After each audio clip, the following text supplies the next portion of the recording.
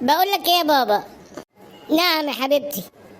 النهارده وانا في المدرسه المستر قعد يقول شويه كلام كده مش فاهمه منهم حاجه، فممكن حضرتك تفهمني؟ وبعدين يا بنتي معاكي، سيب ابوكي يرتاح شويه، ده لسه جاي من الشغل. سيبيها يا حاجه براحتها، البنت عايزه تفهم. قولي يا حبيبتي، عايزه تفهمي ايه؟ المستر قال لنا اصعب حاجه ممكن تمر بيها البلاد هو التضخم الاقتصادي. يعني ايه يا بابا التضخم الاقتصادي؟ ايه التضخم الاقتصادي؟ لا والله يا بنتي معلش معرفش. طيب يعني ايه يا بابا رؤية مستقبلية لا محدودة تلوح في الأفق؟ رؤية مستقبلية تفوح في الأفق؟ ده ايه ده؟ لا والله يا بنتي معرفهاش دي كمان.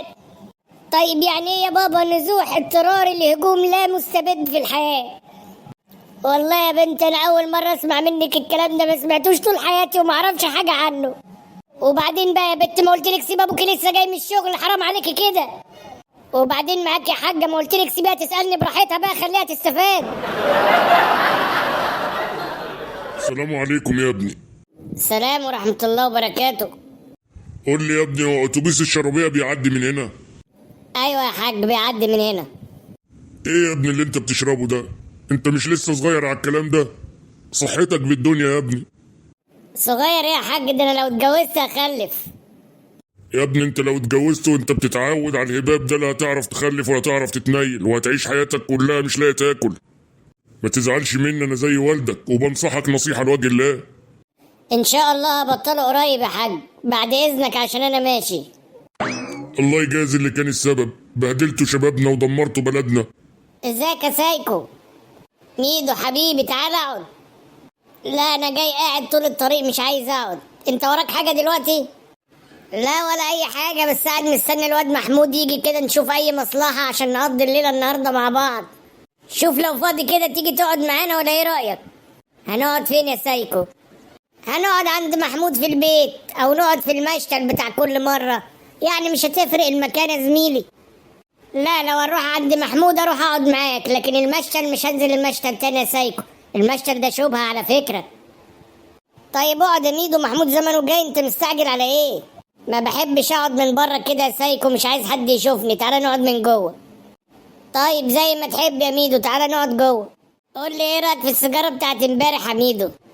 السيجاره كانت جميله يا سايكو، بس جه واحد كبير في السن فضل ينصح فيا قريفني. ده قابلته فين ده ولا شفته فين؟ قابلني في محطه الاتوبيس، سالني اركب الشرابيه من هنا، قلت له اه. لقيته قاعد يقول لي السيجاره ومش السيجاره، وانت سنك صغير وصحتك وفلوسك. يا عم يا ناقصه اريافه. ولا يهمك يا ميدو نعوضها النهارده. هو محمود ما قالكش انه قرب يجي ولا هيتاخر ولا ايه دنيته؟ زمانه جاي في الطريق يا زميلي. اه وصل اهو، كنا جبنا سيرة 1000 جنيه. رجالتنا يا مساء العسل. يا ميدو عامل ايه يا فنان؟ جايب لك النهارده سجارة هتنسيك اسمك. بتتكلم بجد يا حودة؟ عيب عليك، وانا من امتى بهزر معاك؟ ايه يا عم محمود، هو انا مش موجود هنا ولا ايه؟ سايكو حبيب الدنيا كلها، لا مؤاخذة يا زميلي، اصل ليا فترة ما شفتش ميدو. جايب لك حاجة النهاردة ضرب نار. من نفس الراجل برضه حودة؟ لا نفس الراجل مين؟ دي واحدة ست اسمها المعلمة نجاح، حاجتها طب الطب بتوقع الوش. طب يلا يا عم محمود شوقتنا بقى، ما يلا نلف لنا سجارتين ولا حاجة. انا عيني ليك يا ميدو، هنروح نقعد فين طيب؟ تيجي ننزل المشتل؟ لا يا محمود المشتل لا، المشتل ده اساسا بقى شوبة والدنيا كلها شمت ريحته. طب هنقعد فين طيب؟ ايه رايك يا حوده نقعد عندك في البيت؟ مش هينفع يا سايكو، عندنا ضيوف النهارده. طب بقول لك ايه، انا حليتها، يلا بينا. على فين طيب يا محمود؟ يا عم ما تقلقش، امان. مكان احنا نعرفه طيب يا محمود؟ لا يا صاحبي مكان جديد عليكم، زي الدخانة الجديدة دي والمعلمة الجديدة، النهاردة كله جديد في جديد. بس ما تقلقش امان. طيب طالما شايف ان هو امان يلا بينا. رايكم يا رجالة في السيجارة دي؟ السيجارة جميلة وطعمها حلو، لا ونفسها هادي وبتعلم بسرعة. بس بقول لكم ايه، كفاية كده بقى عشان صحتنا، عايزين نبطلها يا جماعة، فلوسنا كلها طايرة في الهوا. بطل انت، لو عايز تبطل انا مش هبطلها خالص. وانا عن نفسي كده تمام. انا بشرب السيجاره وبهدي دماغي من الوش ومن الدنيا ومن المشاكل. طب بذمتك ده شكل واحد عايز يبطل؟ ده انت هتاكلها. يقول لك هيبطل ايه؟ بتعمل ايه انت وهو هنا اهو؟ قاعدين شويه يا معلم كده في الهوا بنشرب السيجاره وهنمشي. سيجاره ايه انت وهو؟ انتوا بتحششوا ولا ايه؟ يلا قوم من هنا يا. انت مش قلت المكان ده امان؟ ايوه يا صاحبي امان. خلاص يا معلم خلاص احنا ماشيين اهو، السيجاره قربت تخلص. ارمي يا انت هو السيجاره اللي في ايدك ديت بدل ما اجي اطفيها لكم في وشكم. انت سامعني يا زفت انت ولا بكلم نفسي؟ حاضر يا معلم رميتها اهو. ارمي يا عم السيجاره بقى، مش عايزين كلام بقى. ادينا رميناها يا معلم، ممكن نقعد شويه بقى؟ بقول لك يا ده رخم يا، خد اصحابك دول واتكلوا على الله من هنا.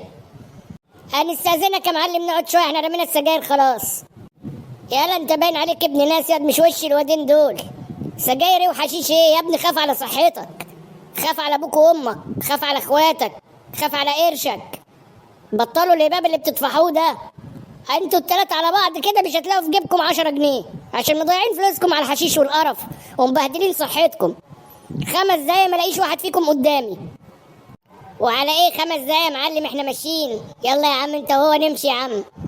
انا هعدلكوا المرة دي، بس اللي هشوفه فيكم هنا تاني قسما بالله العظيم لحبسه. خافوا على مستقبلكم. عاجبك كده؟ ما قلنا نبطل الزفت ده اللي مسمعنا الكلام. يلا بينا يا جماعة نمشي من هنا. معلش يا معلم احنا اسفين مش هنيجي هنا تاني. يا ريت تحسوا على دمكم. الواحد فيكم ابوه بيدفع الدم بره عشان ياكله ويشربه ويدفع له مصاريف المدارس، وانتوا بتحششوا. بلا قرف. لو حد فيكم عنده صاحب من الصحاب دول يبعد عنهم، دي صحاب تأخر.